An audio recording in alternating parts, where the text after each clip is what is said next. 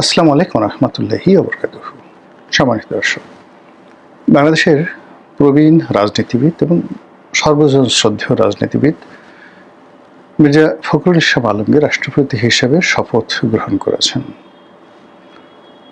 বিএনপির যারা ঘোরতর শত্রু তারাও আসলে এই ভদ্রলোক সম্পর্কে নেতিবাচক কোনো কথা বলতে পারবেন না।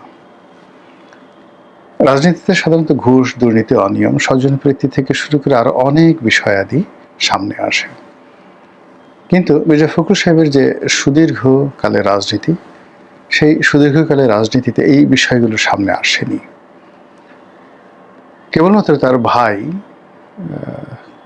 তবুও জনগণ তার নাম জানে না, তিনি স্থানীয় রাজনীতি করেন, ঠাকুরগাঁয়ের স্থানীয় রাজনীতি করেন, তার সম্পর্কে ২-৪ জন হালকা পাতলা কানাঘুষা করেছেন। আর সাম্প্রতিক সময় বিদেশে থাকে এক বিহারি পুত্র হিসেবে যিনি সমধিক পরিচিত, সেই বিহারি পুত্র এই বয়োবৃদ্ধ সর্বজন শ্রদ্ধ মানুষের ব্যক্তিগত চরিত্র নিয়ে খুবই বাজে এবং অশালীন কিছু কথা বলার চেষ্টা করেছেন। তো রাজনীতিবিদদের সম্পর্কে ইন জেনারেল যে সকল নেতিবাচক বিষয়াদি থাকে, সেদিক থেকে যদি বিবেচনা করেন, এই দুটো বিষয় ছাড়া একজন যাকে বলা হয় প্যাথোলজিক্যাল লায়ার, প্যাথোলজিক্যাল লায়ার মানে তার রক্ত এবং মাংসে মিথ্যা মিশে আছে। প্যাথোলজিক্যাল লায়ার মানে তার বাবা মিথ্যুক ছিল, মাও মিথ্যুক ছিল, এবং সাধারণত দেখা গেল যে পিতামাতার যে সঙ্গম, সেই সঙ্গমের মধ্যেও গণ্ডগোল থাকে। অর্থাৎ জন্মের যাদের ঠাঁই ঠিকানা নেই, কখনো জারজ হয়, কখনো আরো মন্দ কিছু হয়ে যায়। তো এই রকম মানুষগুলো সাধারণত যখন জন্মের পরে অনবরত মিথ্যা বলতে থাকে উদ্দেশ্য প্রণীতভাবে, স্বার্থ নিয়ে, তাদেরকে বলা হয় প্যাথোলজিক্যাল লায়ার। তো ওই যে বিদেশের যে বিহারি পুত্র, যাকে আমরা অনেকে ইল্লু বলি, সেই ইল্লু মিয়া মির্জা ফখরুল সাহেব সম্পর্কে যে ইঙ্গিত দিয়েছেন, নোংরা ইঙ্গিত, এগুলো সাধারণত তার মায়ের ক্ষেত্রে, তার বাবার ক্ষেত্রে হয়তো প্রযোজ্য। কিন্তু মির্জা ফখরুল সাহেবের যারা ঘোরতর শত্রু, তারাও এই কথা বিশ্বাস করবেন না। তো এরকম মানে যারা প্যাথোলজিক্যাল লায়ার, এরকম একজন লায়ারের বক্তব্য ছাড়া বাংলাদেশে যারা বসবাস করেন, এরকম কোনো মানুষ এই ভদ্রলোক সম্পর্কে কোনো বাজে কথা বলেনি। তো সেই অবস্থাতে যখন তিনি রাষ্ট্রপতি পদে গেলেন, সবাই ধরে নিয়েছে যে এবার সেখানে সাহিত্য যাবে, সংস্কৃতি যাবে, জ্ঞান যাবে, গরিমা যাবে, কবিতা যাবে, আরো অনেক কিছু। এর কারণ হলো তিনি কবিতা প্রেমী একজন মানুষ। কিন্তু যেদিন তিনি শপথ নিলেন, সেদিন নানা কারণে সেই শপথের অনুষ্ঠানটি কেমন যেন কালিমা যুক্ত হয়ে গেল। বহু সংখ্যক মানুষ সেদিন উপস্থিত, স্মরণকালের সবচেয়ে বেশি মানুষ একটি অনুষ্ঠানে উপস্থিত হয়েছেন। স্বয়ং প্রধানমন্ত্রী তার স্ত্রীকে নিয়ে উপস্থিত হয়েছেন। সেখানে প্রধানমন্ত্রী, রাষ্ট্রপতি সহ অনেকের সঙ্গে সেলফি তুলেছেন, এবং সে সকল সেলফি আবার সামাজিক মাধ্যমে ঘুরে বেরিয়েছে।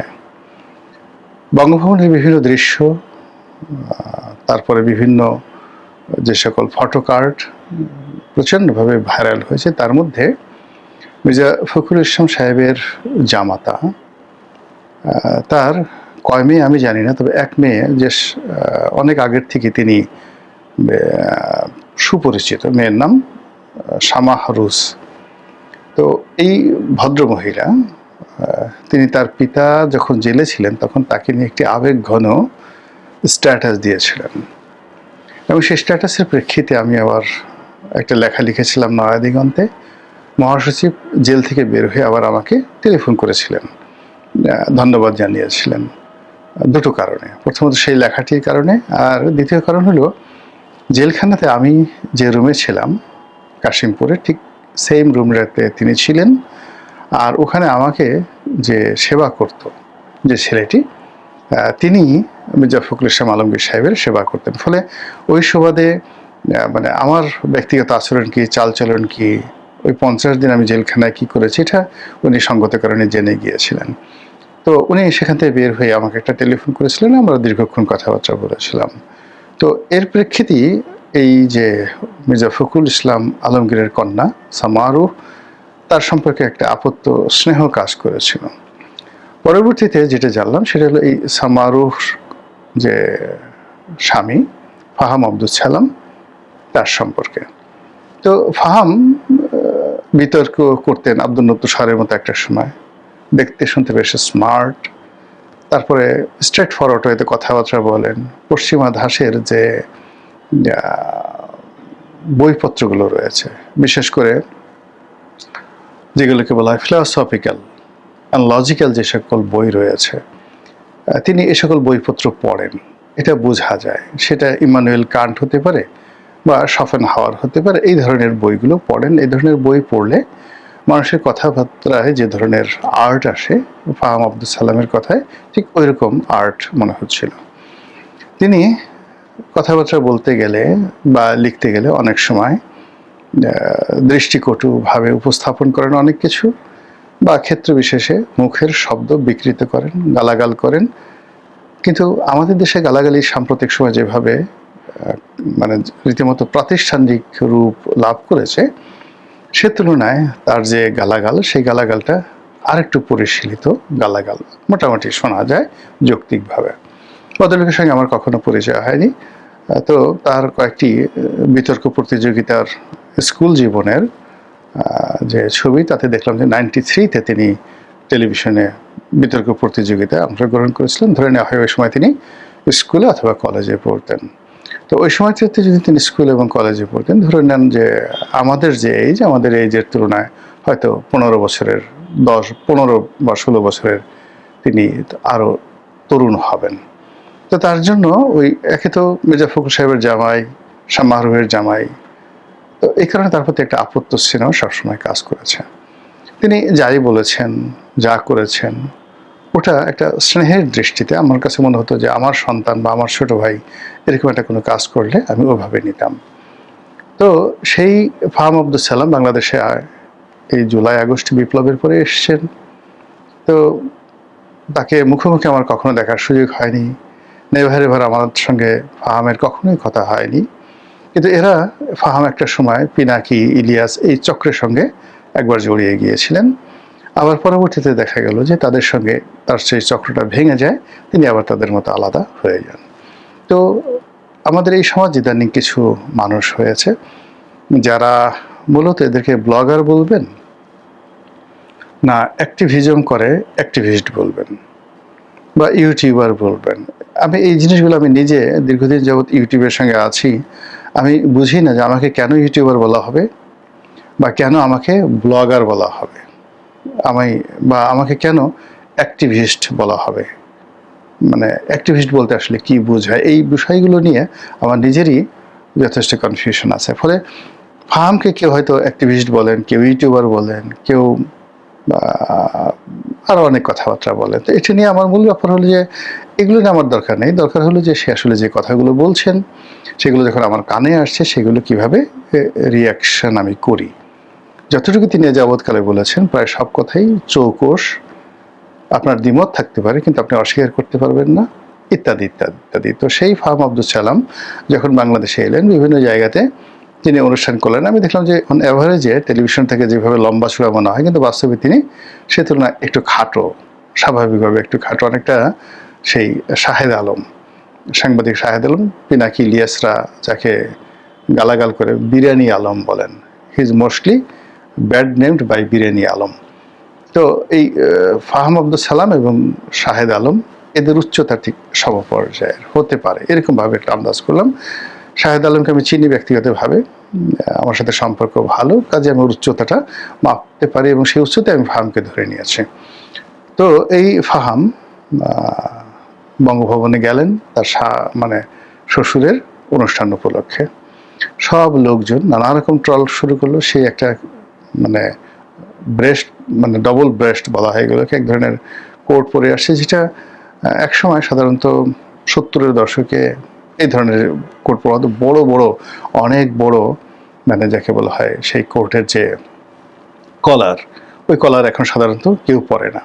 মানে আপনি যত দামি এ যুগের আছে, ইভেন 50-এর দশকে 60-এর দশকে ওই সময়টাতে ধরনের ডবল ব্রেস্ট কোট পরা হতো না।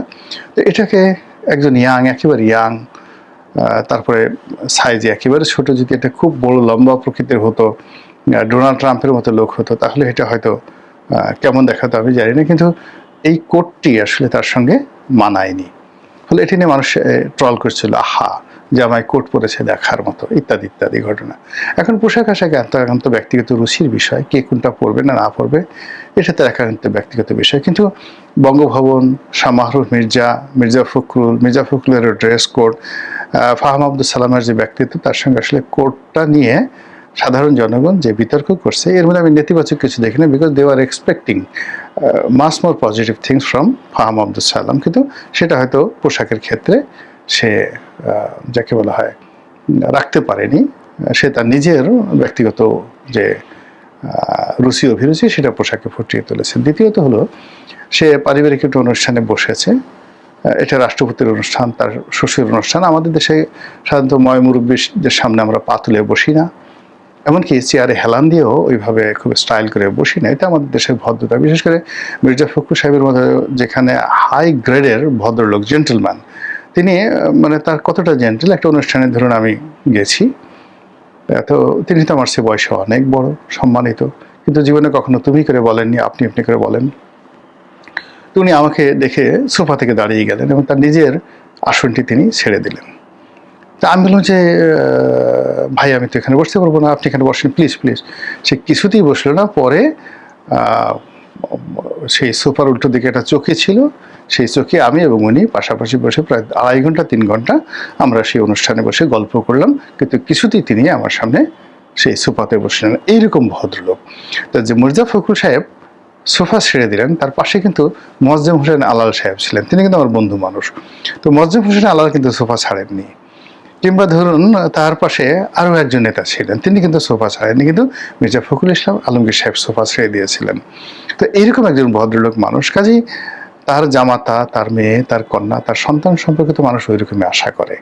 তো সেখানে তিনি পায়ের উপর পা তুলে যেভাবে তিনি বসেছেন, এটা অনেকের কাছে দৃষ্টিকটু এবং সবাই বলার চেষ্টা করছে এবার বঙ্গভবন গেছে, বঙ্গভবন এবার জামাই ঢুকেছে, জামাই একেবারে মির্জা ফখরুলকে শেষ করে দেবে। এখন কতটা শেষ করবে কি করবে না, থাকবে কি থাকবে না, এই ধরনের কথাবার্তা হচ্ছে। ইতিমধ্যে মির্জা ফখরুল ইসলামের ছেড়ে দেওয়া আসনে তিনি নির্বাচন করবেন, সেটি নিয়ে আলাপ আলোচনা হচ্ছে।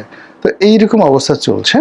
কাজেই ফাহাম আব্দুল সালাম সম্পর্কে আর অতিরিক্ত কিছু বলার দরকার নেই, এই পর্যন্ত থাকি। আমি শুধুমাত্র অতীতে সেই বঙ্গভবনের ইতিহাস বলি। এর ইমিডিয়েট আগে জনাব শাহাবুদ্দিন চুপ্পু, তিনি বঙ্গভবনে ছিলেন, তার সঙ্গে তার সন্তান ছিলেন, একমাত্র সন্তান, যিনি চলচ্চিত্র পরিচালক বা প্রযোজক এরকম কিছু ছিলেন।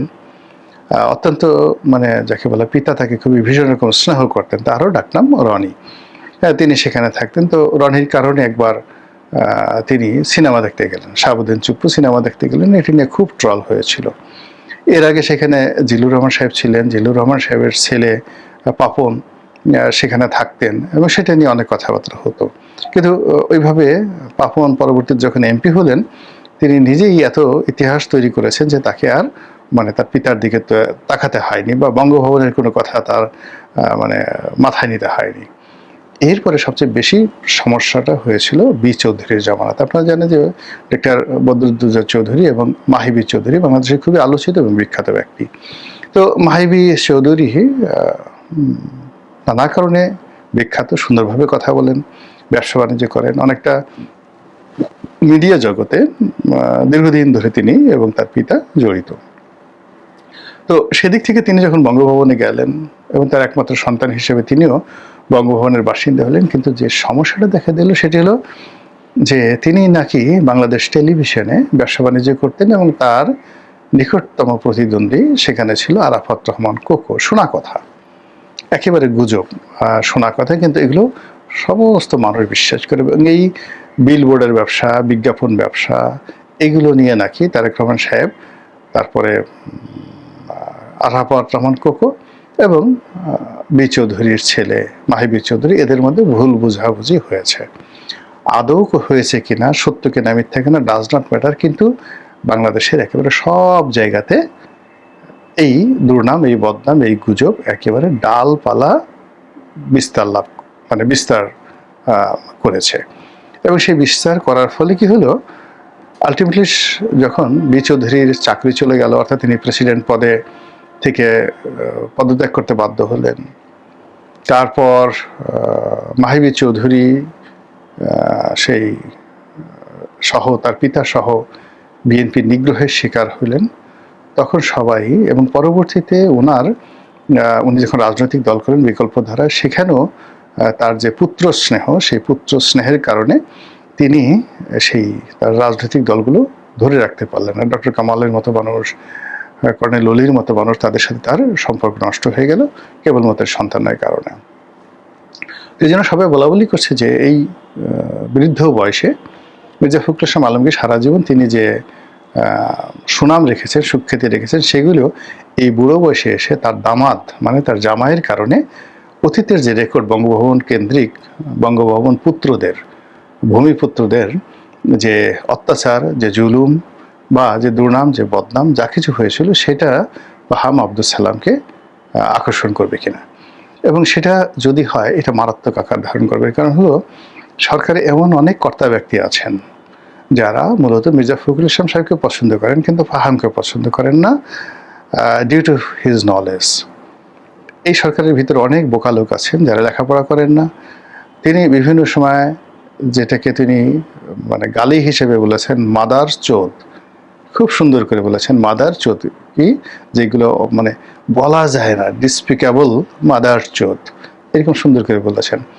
এই মাদার চোদ প্রকৃতির অশিক্ষিত টাইপের মানুষ মন্ত্রী এবং এমপিদের মধ্যে যারা আছেন, তারা ফাহাম আব্দুল সালামের মানে প্রতিটি কদমে কদমে বহুল্য করবেন।